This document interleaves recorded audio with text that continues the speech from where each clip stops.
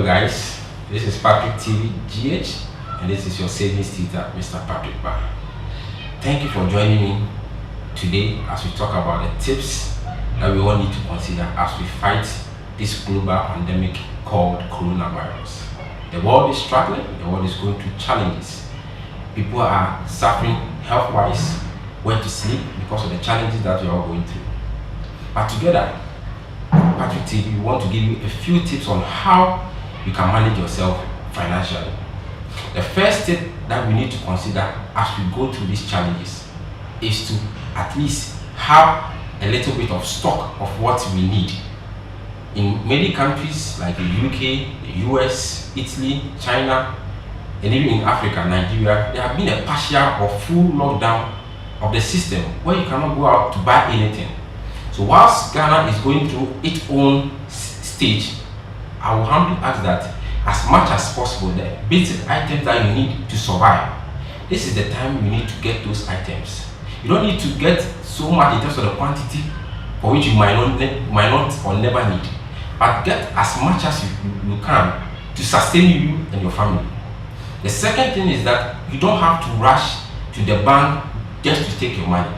If you have an investment that is running at the bank, allow the investment to run, but as much as possible, keep an appreciable amount of money with you now, between now till we are able to fight against this disease. Keep an appreciable amount with you, money.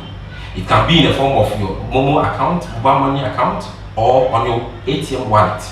This is not the time for you to be rushing to the bank because of the human traffic and the social distancing report that has been circulated for all of us to know.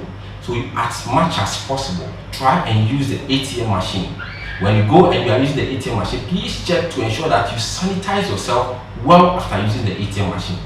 The next tip we also need to consider is that because we are all going through this challenge, you don't know what will happen to you.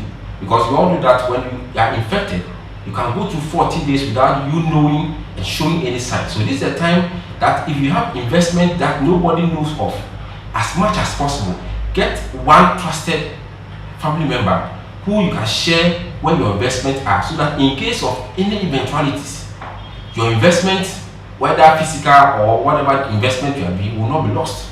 The next thing you also need to remember is that you need to keep a form of first aid at home. If you don't have first aid at home in times like this, I will humbly ask that you do that. Get first aid item at home to cater for any eventualities. You never know. If it doesn't affect you, it can affect your family, it can affect your child, it can affect your spouse. So keep that first aid item at home just to sustain yourself. And as the medical practitioners are saying, at least you should have items relating to vitamin C, because vitamin C sustains the body and boosts our immune system to fight this pandemic disease. The next thing I want you to also consider is to remember that keep and increase your savings quota in terms of emergency. You all remember that I said we all need to keep at least 10% of our income, and our income in the form of savings and emergency. This is the time that you need to increase your emergency quota, because in times like this there are possibilities that and chances that you are not going to even go out to buy a lot of things.